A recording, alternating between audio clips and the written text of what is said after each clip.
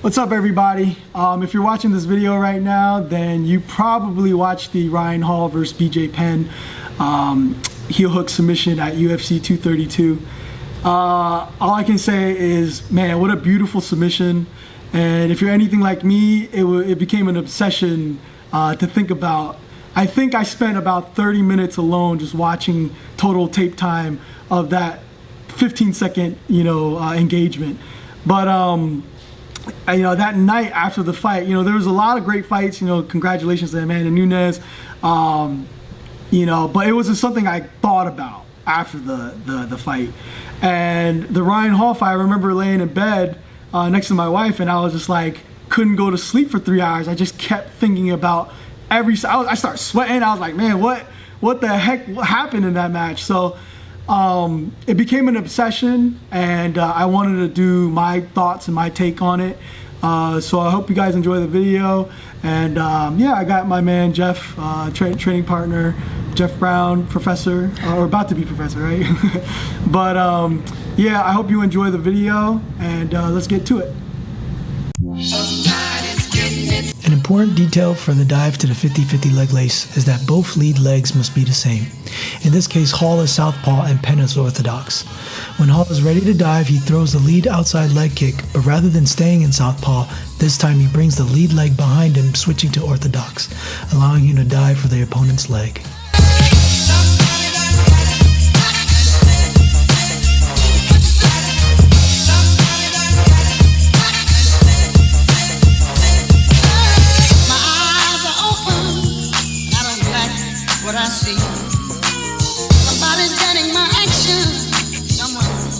Please note, this is not an Imanari roll. Imanari roll is rolling around the outside in the saddle, aka honey hole, aka 411, aka inside Senkaku. This, however, is more of a dive. After diving for the opponent's lead leg, you dive with your back to the mat. From there you leg up into the 50-50 lace, almost like an ab workout.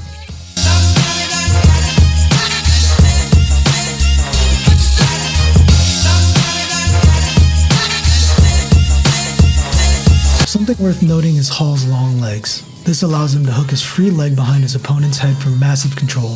Whether this was intentional is questionable, but if you have it, it's very powerful. If you don't have long legs, you can figure 4 instead for more leverage to drive your opponent down to the mat. Another important thing to note is controlling the outside leg of the opponent. This makes it so that they are unable to run away when standing or begin to escape from the ground.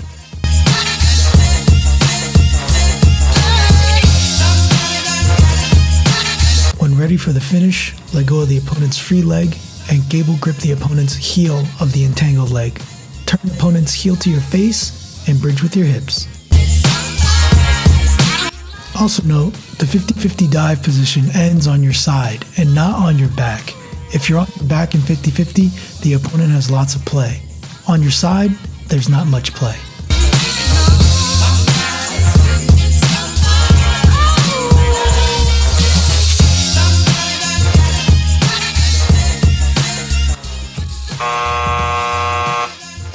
What allows you to escape leg entanglement positions is getting your knee outside your opponent's knee line. First, address your trapped outside leg by kicking off your opponent, or if they let go, then immediately step up. Separate the opponent's figure 4 entanglement, then pass their knee line by placing your knee on their thigh. Other than me, yeah. When I kiss you, it just ain't the same. Slip the other night and called me someone else's name.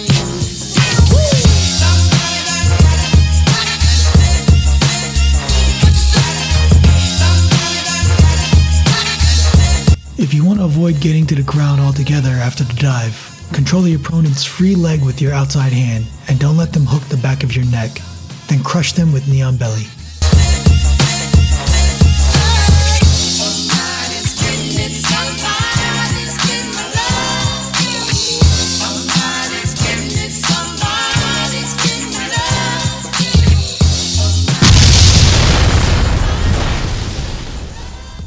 Lastly, it might be worth noting that since this is an MMA fight, this move is great as you're a grounded fighter when attempting to dive, so you don't have to worry about kicks or knees to the head. as opposed to a high double. All right, everybody, so I hope you enjoyed the video.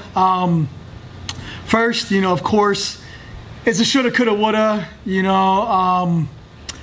it's an MMA fight. It's a fight situation, it's live, adrenaline's running high, BJ spinning. I mean, to say he's a high-level black belt, to say, he wasn't doing whatever, you can't discredit his jiu-jitsu. I'm sure preparing for this fight, he probably drilled a ton of leg lock transitions and defenses and attacks and etc. But this was such an unorthodox move. It was typically we see everything from honey hole or ashigarami or DOA, double outside ashi, honey hole 411 saddle, whatever you want to call it. But those are typically the more use leg lock scenarios as we've seen in the high level game. However, this was from 50-50. And of course, if you all know Ryan Hall is the 50-50 master, and the way he got into it was very just uncommon. I don't think I've ever, I definitely never seen that in my life. If you guys have seen it in other matches, please post, comment. But this was very hard to train for, that move. The leg kicking setup this whole move was just a beautiful display of martial arts, and it's the one thing that keeps me up at night and continues to drive me to better myself. So I hope you enjoyed that breakdown. Last thing before this video ends, I just wanted to say, 2018, the end of 2018 was pretty tough. I stopped making videos and doing all this stuff. I was recently married. I still work full time, so working full time was picking up, and just trying to get in the back of the swing of things in terms of my own training. As my plan for 2019 is to get back in there and get in the cage and do a couple tournaments and even do maybe a Thai fight or something.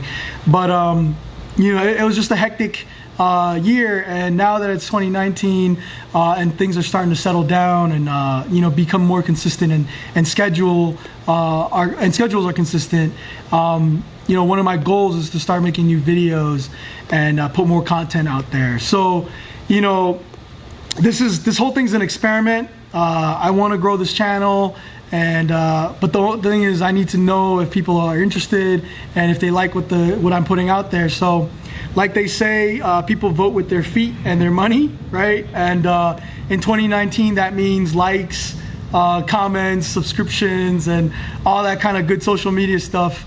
And money means crypto for me. So if you want to donate some Bitcoin or Litecoin, my wallet addresses are in the description. But yeah, I hope to make more content, and I hope you guys enjoy it. If you liked it, leave whatever you would like to see in the future from me. I have a lot of different ideas, and I want to get feedback. And if you hated it, if you thought I was trash, and you don't like my personality or whatever it is, give me some constructive criticism in the comments. I'm all for that as well. The whole point of this journey is to better myself, and become a greater version of who I am at this moment. So I want to thank you all for checking this out, and spread that love and that jiu-jitsu and the martial arts. All right, we'll see you guys. Bye.